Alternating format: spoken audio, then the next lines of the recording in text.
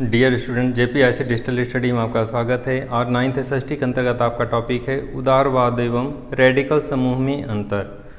Europe के संदर्भ में जैसा कि उदारवादियों की क्या विचारधारा थी, रेडिकल समूह की क्या विचारधारा थी, दोनों में क्या अंतर था, दोनों के अंतर के संदर्भ में अध्ययन करेंगे कि किस तरह से उदारवादी राष्ट्र के लिए क्या चाहते थे, कैसे राष्ट्र की परिकल्पना करते थे, राष्ट्र का स्वरूप कैसा होना चाहिए, किस तरह से शासन व्यवस्था होनी चाहिए, ये सभी उदारवादियों की क्या नीतियाँ थी, इनके संदर्भ में अध्ययन करेंगे। इसी के विपरीत रेडिकल समूह के लोगों की क्या विचारधारा थी, उनका क्या स्वरूप था, किस तरह की शासन व्यवस्था पर आधारित व्यवस्था की अपेक्षा रखते थे, दोनों में क्या क्या अंतर था, उस बिंदुओं के संदर्भ में हम लोग इस वीडियो में अध्ययन करेंगे। तो चलिए विषय वस्तु स्टार्ट करते हैं।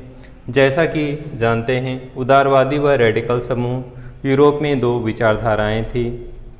इसके पहले हम लोग समझेंगे कि किस तरह से यूरोप के देशों में राजतंत्रीय शासन व्यवस्था थी। राजतंत्रीय शासन व्यवस्था का तात्पर्य था ऐसी व्यवस्था जिस पर शासक वंशानुगत होता था। एक ही उसी वंश का शासक, एक व्यक्ति अगर शासक कोई की मृत्यु हो जाती थी तो उसी वंश का शासक उत्तराधिकारी होता था या उसी वंश का व्यक्ति शासक बनता था। तो ऐसी व्यवस्था थी राजनीतिक व्यवस्था के अंतर्गत। लेकिन आगे चल के दो विचारधाराएं निकल कर के आई, उदारवादी और रेडिकल समूह के विचारधारा। दोनों की विचारधाराओं में अंतर है। उदारवादी किस रूप में राज्य की अपेक्षा रखते हैं, राज्य का स्वरूप कैसा होना चाहिए, इसके संदर्भ में हम लोग अध्ययन करेंगे।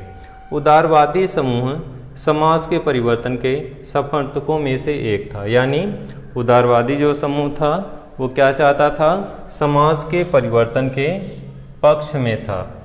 देखें, विचारधारा ऐसी होनी चाहिए जो सामाजिक परिवर्तन, समय समय पे समाज में परिवर्तन होता रहता है, उसके संदर्भ में इस वीडियो के अंतर्गत आप अध्ययन करेंगे।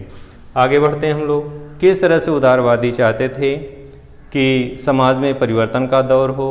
उदारवादी कैसे राष्ट्र की कल्पना करना चाहते थे जिसमें सभी धर्मों को बराबर का सम्मान और स्थान मिले। तो इस तरह से उदारवादी बराबर का सम्मान चाहते थे, बराबर की स्थिति चाहते थे कि राष्ट्र में सभी धर्मों को एक दृष्टि से देखा जाए, एक दृष्टि से माना जाए, किसी भी धर्म के साथ किसी भी प्रकार का कोई भेदभाव नहीं होना चाहिए।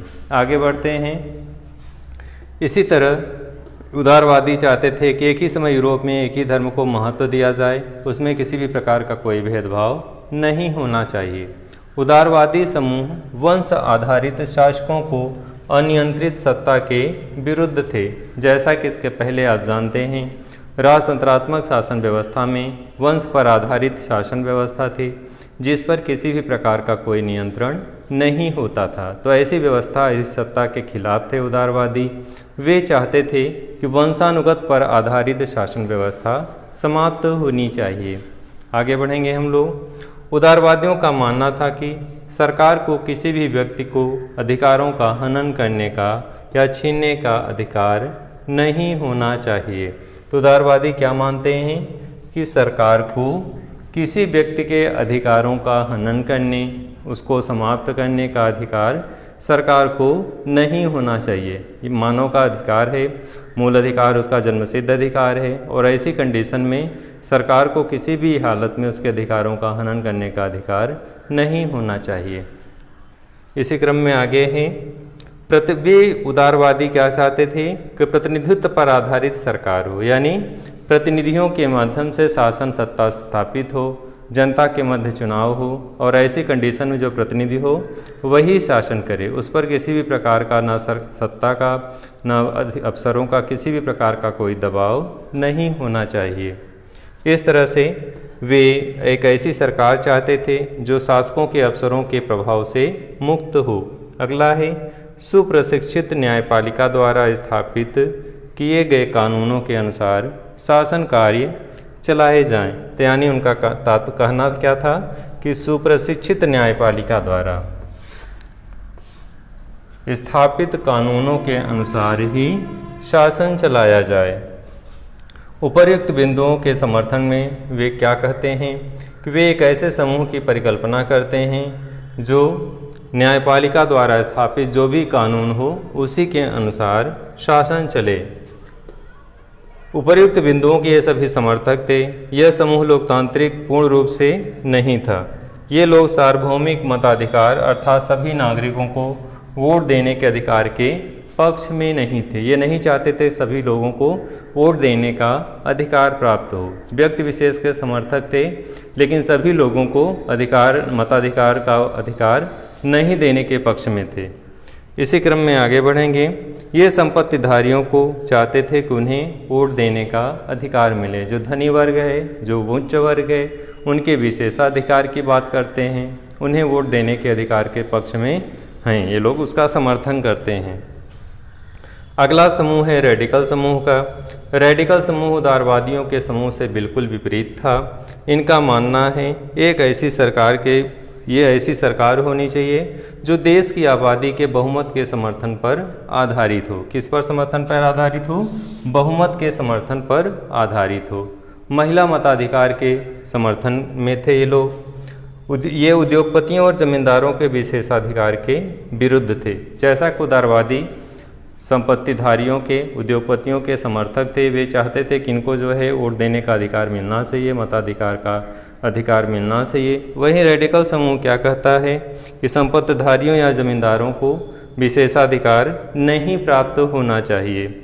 ये निजी संपत्ति के विरोधी नहीं थे, यानी ये निजी संपत्ति के विरोध तो नहीं करते, किंतु कुछ ही व्यक्तियों के पास संपत्ति का केंद्रीकरण हो, इसका विरोध करते हैं। दोनों में अंतर है। यानी ये नहीं चाहते कि धन जो है, संपत्ति जो है, कुछ ही व्यक्तियों के हाथों में सीमित रहे। हालांकि निजी संपत्ति के विरोधी नहीं थे, लेकिन ये जो है धन का केंद्रीकरण के विरोधी थे। किसी कुछ ही व्यक्तियों के पास धन का केंद्रीकरण न होने पाए। इस तरह से आपने अंतर देखा उदारवादी और रेडिकल समूह के दोनों की विचारधाराओं में क्या अंतर था, किस तरह से दोनों राज्य के संदर्भ में, चुनाव के संदर्भ में अपने अपने क्या विचार रखते हैं, अपनी अपनी क्या राय रखते हैं। जहाँ पे उदारवादी धर्म विशेष को महत्व न दिए जाने की बात करता है, वह कहता है कि सभी धर्मों को समान महत्व दिया जाए, सभी धर्मों को समान रूप से विकास करने का, अपनाने का और उसका क्रियान्वित करने का अधिकार दिया जाना चाहिए। किस तरह से संपत्ति पर आधारित या उद्योगपतियों को विशेषाधिकार प्राप्त होना चाहिए, ऐसा उदारवादियों का मानना है। किंतु रेडिकल समूह इसका विरोध करता है। रेडिकल समूह क्या कहता है कि नहीं, संपत्तिधारियों को ही वोट देने का अधिकार नहीं होना चाहिए। हालांकि रेडिकल समूह निजी संपत्ति का विरोधी तो नहीं है, लेकिन वो नहीं चाहता कि संपत्ति या धन जो है का केंद्रीकरण हो, व्यक्ति विशेष के पास ही धन या संपत्ति केंद्रित हो जाए, इसका वो विरोध करता है।